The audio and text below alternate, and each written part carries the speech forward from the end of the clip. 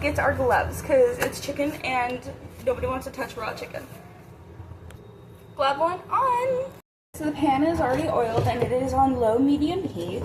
And we have our pre-seasoned chicken that we got from the store. And I'm just going to go ahead and put this in the skillet. And we're gonna let that cook. Alright guys, now we're just going to wash our hands since we touched raw chicken. Alright guys, now that our hands are washed, we're gonna go ahead and use some Clorox wipes and wipe the counter. Just in case anything spilled or, I don't know, got on it. Anything could happen, you know? Literally anything. Chicken juice, anything. So we're just gonna go ahead and wipe it down just like that. Woo. Perfect. Alright guys. Alright guys, now for mashed potatoes, you're gonna need 4 jumbo russet potatoes.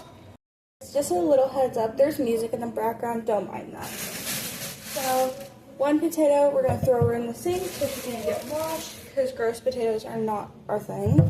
Number 2, see how big these things are, number 3. And number 4, looks like the whole bag is done. And now we are just going to wash these. Make sure you guys aren't just washing your potatoes, that you're actually scrubbing them, because it does make a difference. I like to fill up a sink of water so that the potatoes can soak, if you will, so it makes it nice. Okay, once the potatoes are soaking in water, I let them kind of spin for a bit, and then I go ahead and scrub them to get all the gross stuff off. And if you guys can't see the water, this is why we wash our potatoes, because that's disgusting. That's why I said you should wash your potatoes, because this water is disgusting. I'm going to go ahead and drain that. And while that's draining, we're going to go ahead and fill up our potato pot full of water. I want to fill this about 3/4 full or half full. And now that this is full of water, we're going to go ahead and turn it up on to about 5, just to start the boiling process. And here's how our chicken's looking. We're going to season her definitely. Okay, after your guys' potatoes are drained, you're going to go ahead and dry them and then get a trash can. Okay guys, so now we are going to peel all 4 potatoes. Alright guys, potato 1 is peeled. Potato 2 peeled. Potato 3 peeled, guys. Alright guys, last time I find a potato is peeled. After my potatoes are peeled, I go ahead and take a knife and I do 1,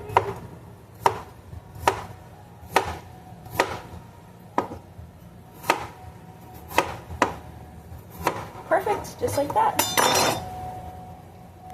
Once that's done, I take 3 of them, cut it right down the middle like that, and then I cube it. Trust me, it helps. Then I go ahead and get a bowl out and transfer them into the bowl so that I have a clean workspace each time. So I'm going to go ahead and show you guys again. So this time I'm going to do 3. So take your 3 straight down the middle. 1, 2, and 3. Doesn't have to be perfect, just small enough to boil. But in my opinion, if you cut them smaller, they boil way quicker.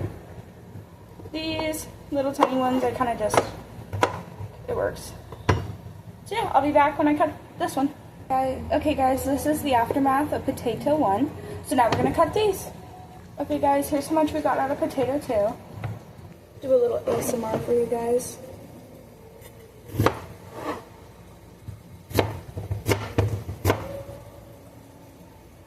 Just remember, to all the kids out there, please do not just take a knife and start cutting. Please have a parent with you, or an adult, or a supervisor, anybody. Please have them stand with you, near you, or in the same room as you while you are cutting. Because, yes, it can look easy, but it doesn't take much to get cut, I can promise you guys. The littlest bit could cut you or even hurt you really bad.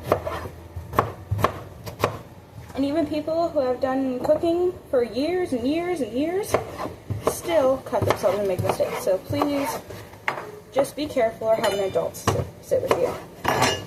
Another tip I have for you guys that is kind of helpful. When you are cooking or baking, if you do dishes while you're cooking or baking, it leaves you with a lot less of a mess after being in the kitchen.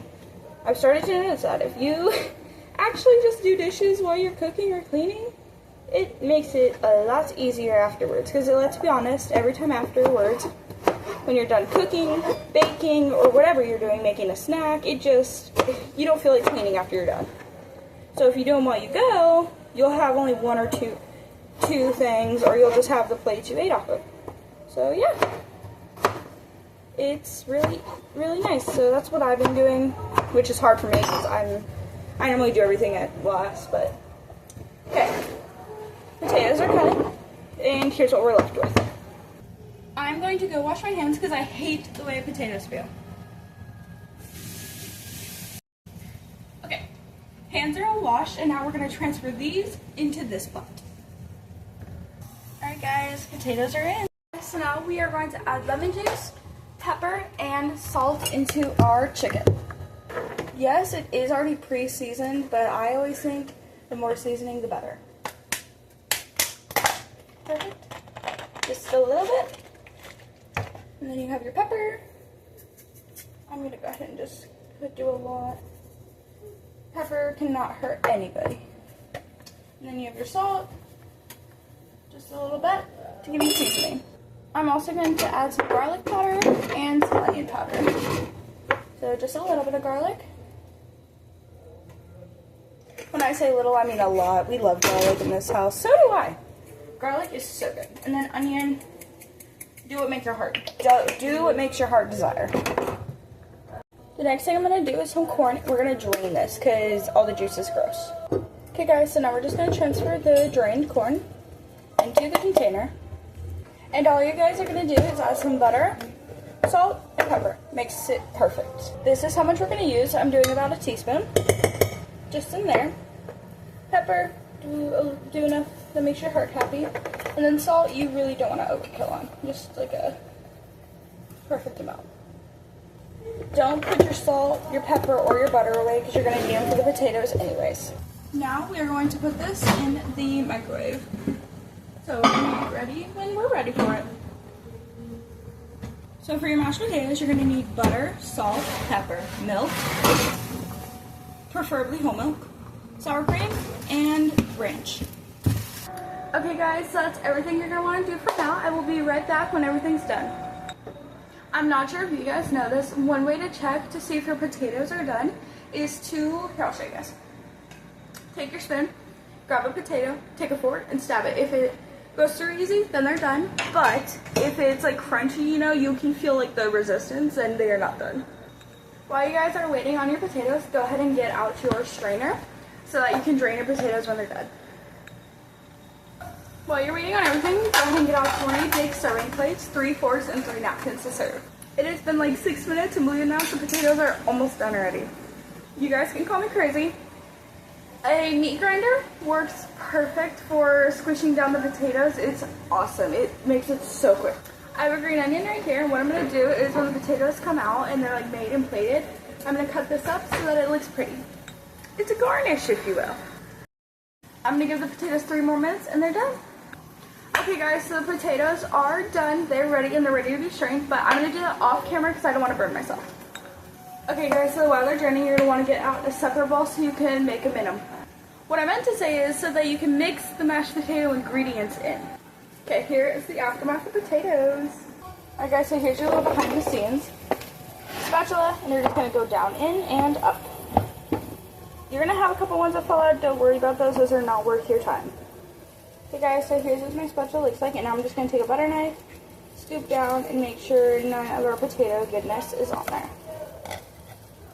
Now we're going to go ahead and add our trusty dusty ranch, and you guys want to add like enough to taste this, so.